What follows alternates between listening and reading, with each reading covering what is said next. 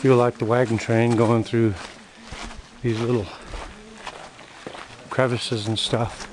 But we're going to the fiery furnace instead of Arches in Utah. Very beautiful here.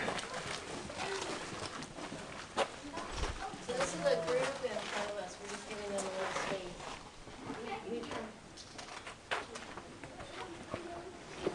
Yeah, that's what we were talking about. Very pretty. So come in a little closer and I'll talk about something. Okay, so as those guys spend a little time here, then we're going to go through. This is called pass-through arch. Okay, and note the crack. He's coming through. Can you see the little kid under the tunnel? We go under there. And then we can climb through a little tight spot and climb through that crack. Pretty darn.